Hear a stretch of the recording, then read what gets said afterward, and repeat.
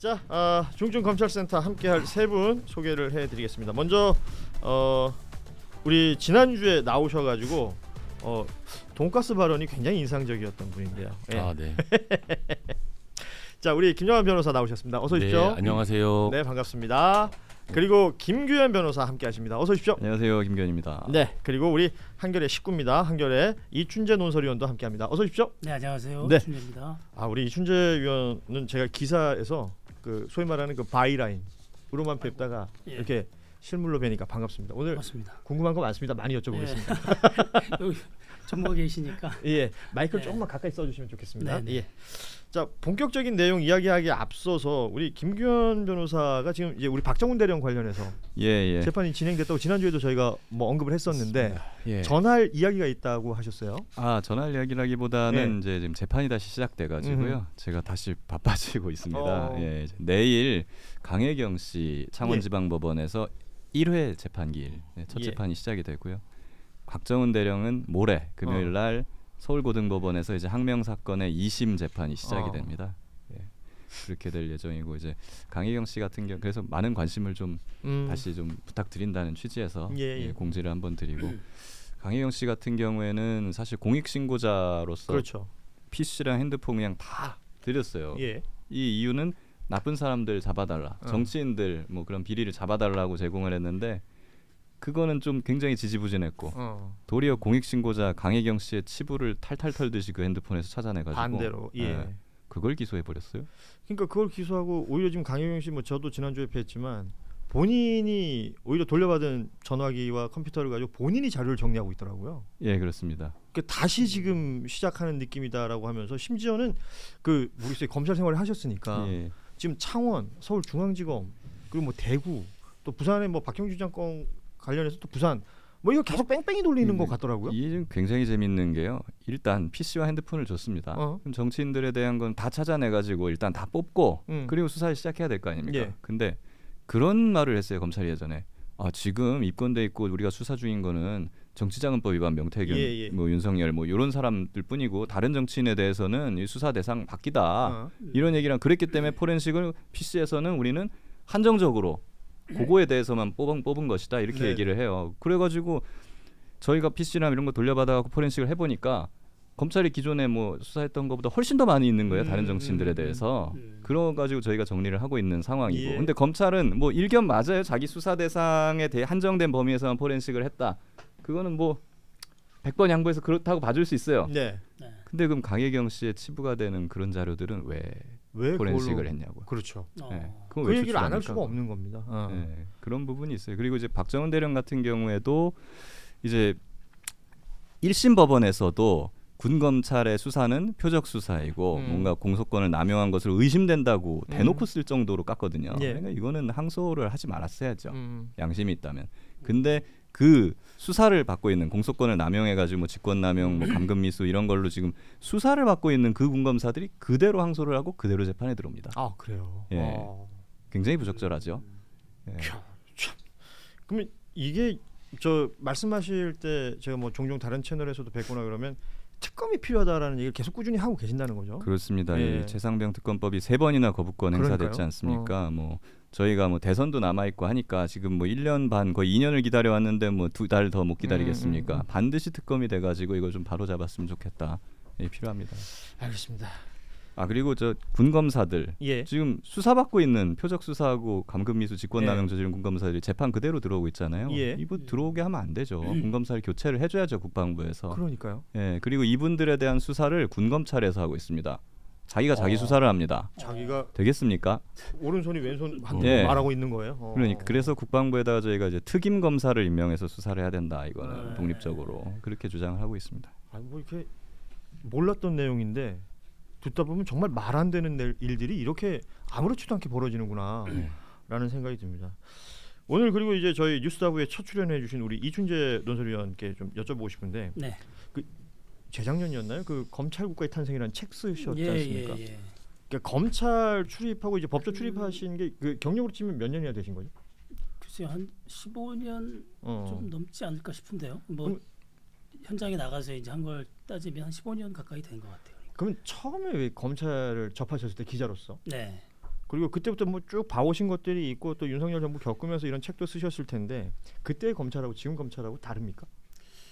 글쎄요, 이걸 뭐 평면적으로 비교하기 좀 어려운데 시간적인 그게 있으니까. 근데 아무튼 윤석열 검찰총장, 윤석열 이른바 이제 윤석열 사단이라고 하는 그 검사들의 특징이 그 수사 방식이 매우 좀 뭐라 그럴까요? 이렇게 막 싹쓸이 이런 식의 뭐 압수수색 뭐 동시다발적으로 아주 그 대대적인 압수수색 한 다음에 그 증거들을 자기 필요한 수사에 이른바 이제 별건이라고 볼 수 있는 그런 것까지 이제 활용해서 하는 그런 수사 방식을 쓰는 사람들이에요. 그 와중에 또 언론도 굉장히 잘 활용했죠. 그렇죠. 이제 또 하나가 이제 지금 이제 뭐 정치인이 된 한동훈 대표 빨간펜 선생님이라는 별명이 있을 정도로 이 사람이 뭐 그 당시에 아마 이제 다른 언론사에게 논설위원이 칼럼을 쓰면서 별명을 붙였는데 검찰청의 편집자들이다 해가지고 딱 언론사에 이렇게 맞춤형 기사들을 잘 어떻게 보면 이제 피의 사실 공표에 당하는 건데 수사 내용들을 잘 이렇게 주는 그런 스타일이었다 그래서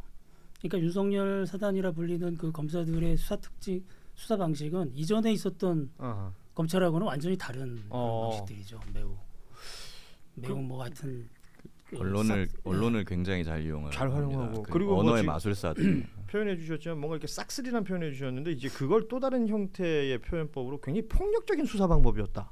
그렇죠. 뭐 이렇게 표현하는 분들도 있더라고요. 예, 그렇죠. 당해본 사람들은 이제 정말 혀를 당해본 사람들은 정말 이게 혀를 내두르죠. 그러니까 한번 당해본 사람들은. 근데 그만큼 무죄도 많이 나요. 지금 이제 무죄가 많이 나고 있는데 특히 이제 문재인 정권 때 했던 여러 가지 수사들. 뭐 대표적인 게 김만배 아니에요?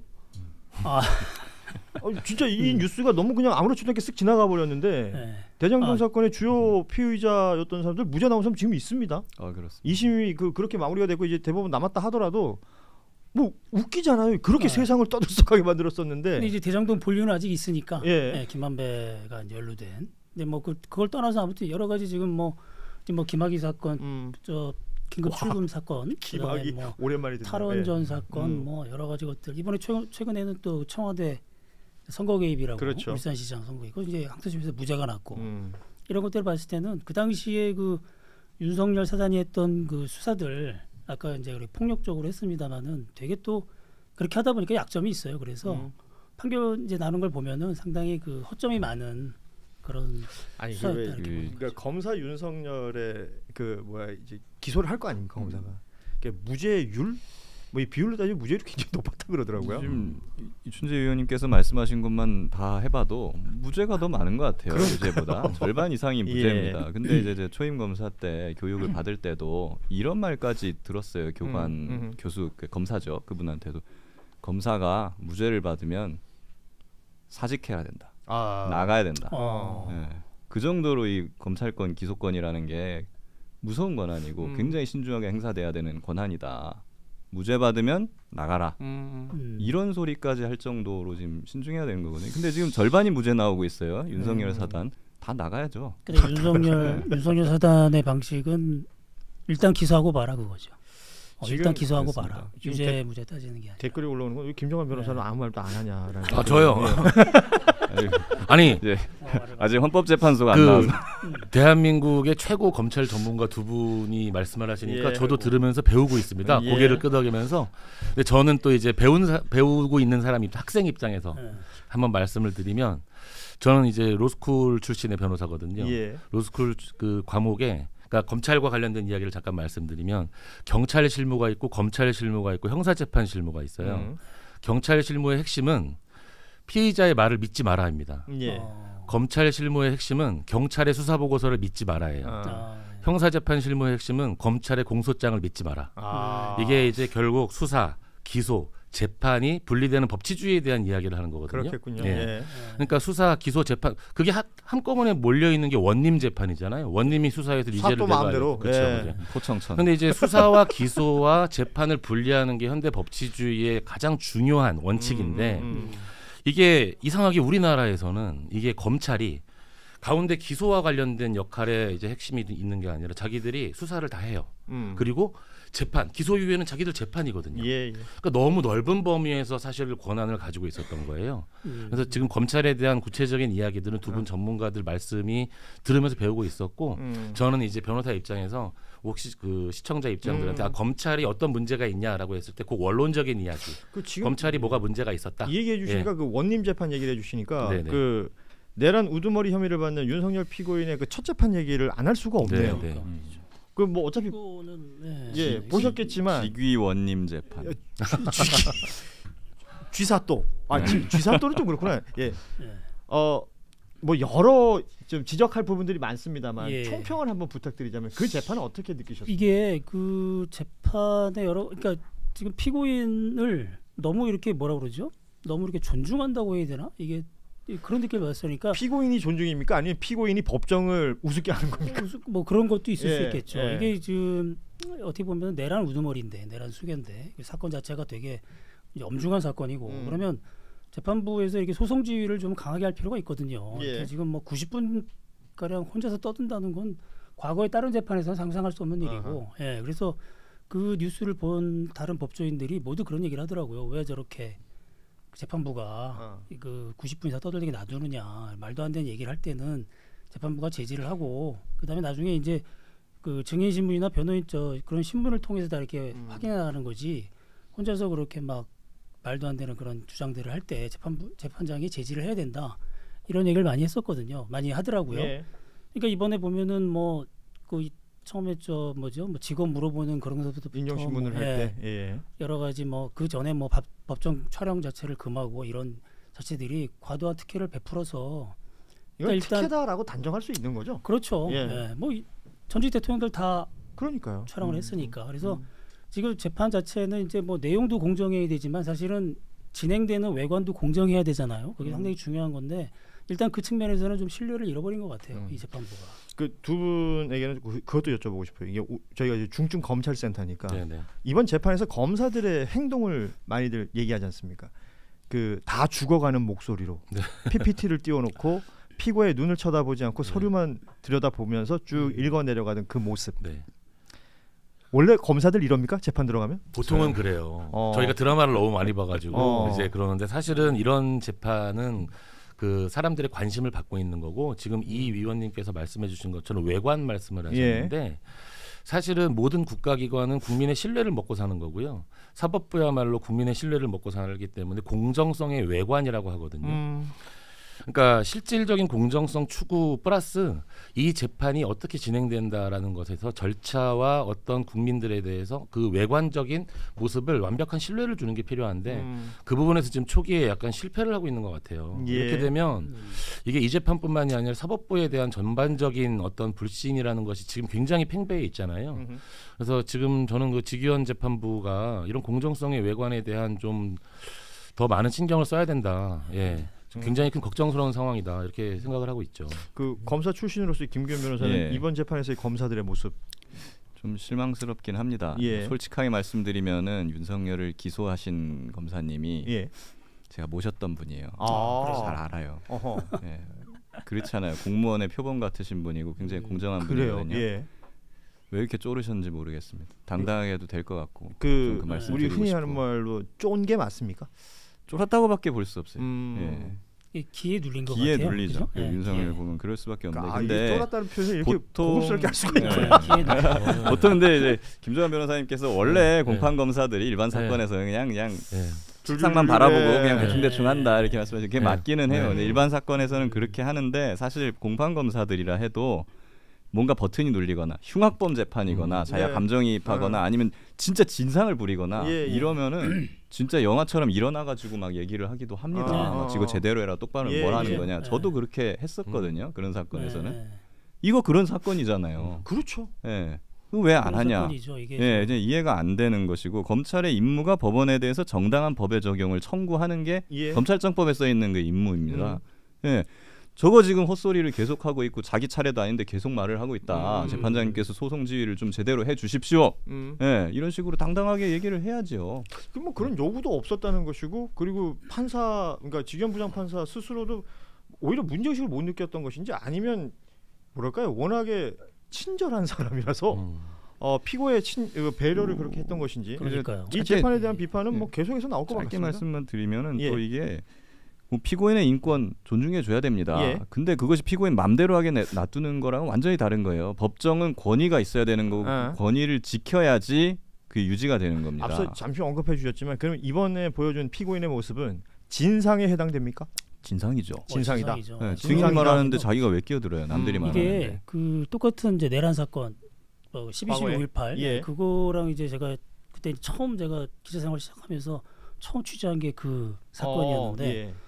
거의 이제 일주일에 2번씩 법정에 들어가서 다 취재를 했는데 그때 그 재판장은 이게 이제 그때 이제 그 이게 보이나요?